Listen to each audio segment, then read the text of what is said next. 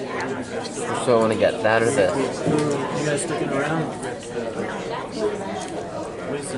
Are you sticking around? No, I don't need to hear nothing. Pending. We are going to get started with the pending workshop. Not being present. Yeah, I mean, I don't have money. I'm still in my full wheelchair. But me short.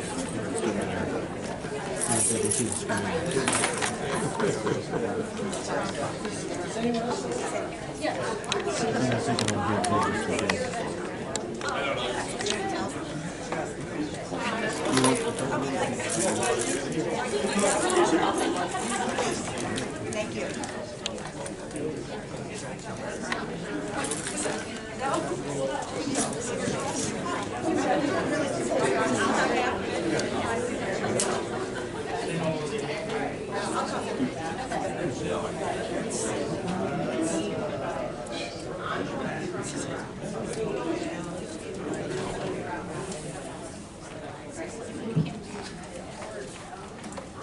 All right, I'd like to welcome Mrs. Martin.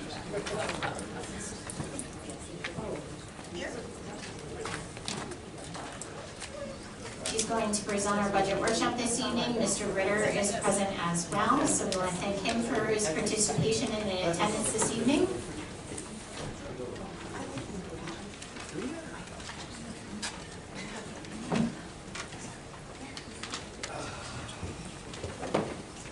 All right, thank you everyone for attending. Before we get started, I wanted to take just a moment and answer some more questions on the bus bid. I'll answer those for you right now, Mr. Murphy. We did only receive one bid back, and that's not for lack of trying. Steve and I personally contacted another 4 to 5 companies to submit.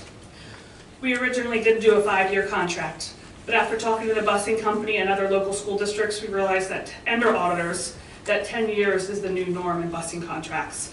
And it's, when you're asking a company to go out and buy $1 million plus in capital, they're looking for a 10-year contract, and that's what the school districts are moving towards as a norm. Okay, so now we'll get started on this.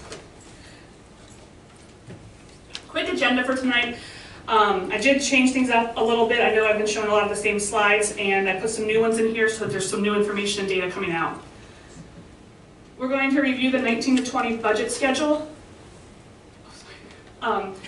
I have a historical budget overview in this presentation, a general fund ending balance trend that I put together, as well as a 1920 final proposed budget at this point where we're at, and as well as a 3-year forecast, 3-year outlook. So obviously the next big important date is next month. Next month, the board will be taking action to approve a proposed final budget, which will be displayed. We'll display it on our website as we usually do, and we'll also have it here at the meetings. And then we will be advertising, and the board will adopt that final budget in June. And then we celebrate because we have a budget done for the year. Well, at least I do. Yes, in a few short months. And this is just something I wanted to share with everybody in the room. And just imagine the change we can make for the school district and what we can do for our students if we change some of our thought process. And don't just look at it as an expense. Don't just look at it as another tax increase. Look at it as what you're willing to invest into the students in this district and the future of our district.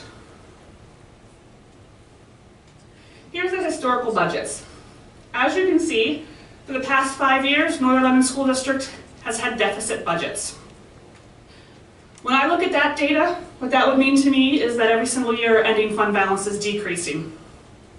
That's what a deficit budget would do. Your expenses exceed your revenue. The next slide is what our ending fund balance is actually doing.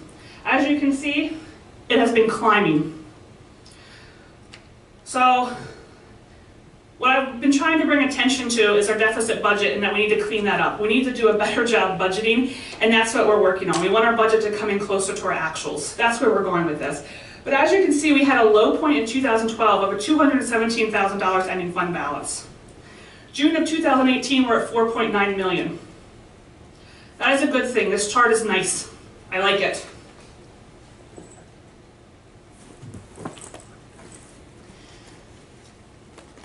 Here is our total committed unassigned ending fund balance. The new thing on this is Steve and I did a lot of work over the last couple weeks. Thank you for all your help, Steve, by the way. We came up with where we think 18 to 19 is trending. And we put that down at the bottom there in the blue so you can see our total ending fund balance.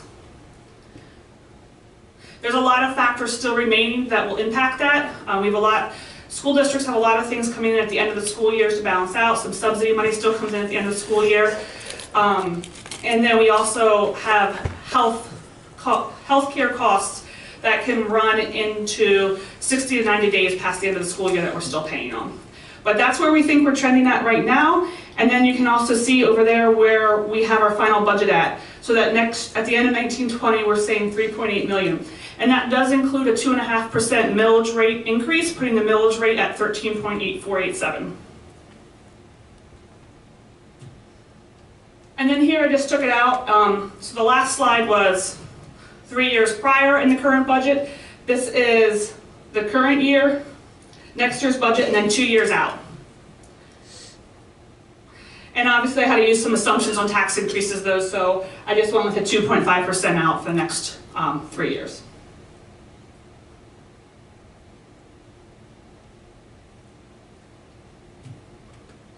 This is just a reminder for everybody, the millage rate comparison across Lebanon County.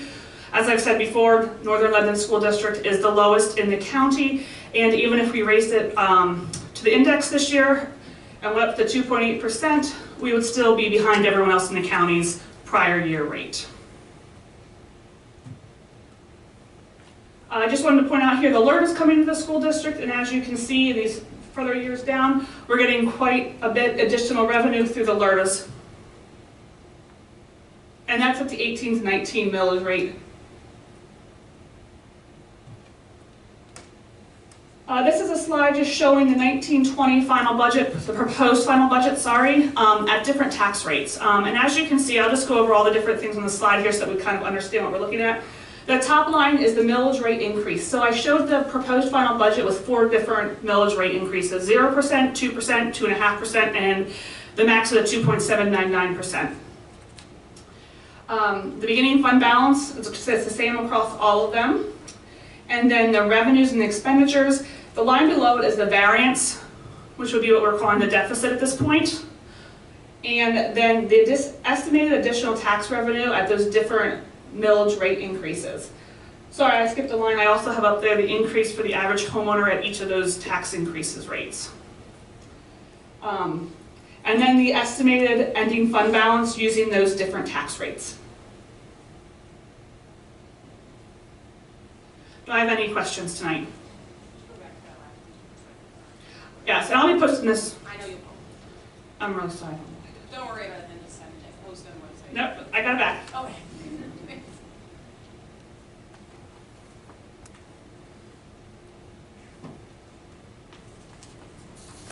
I can send it in an email as well if you'd like, whichever way is easiest You're for you fine. I guys. just needed the one number. I got the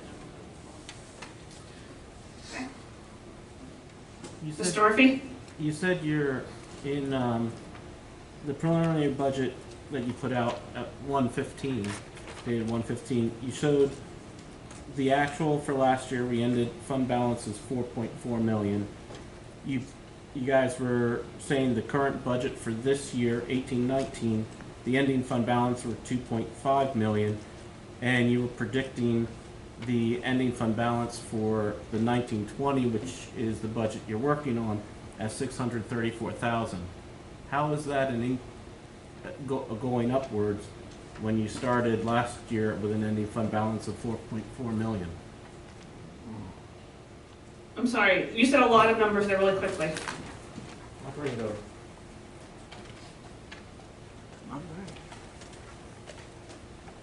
These were the ending fund balances that you published in 1/15. Mm-hmm.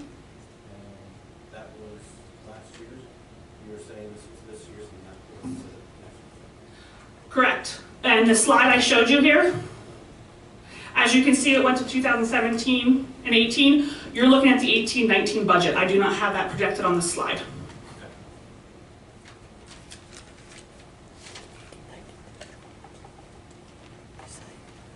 Any other questions? For All right, thank you for your time tonight.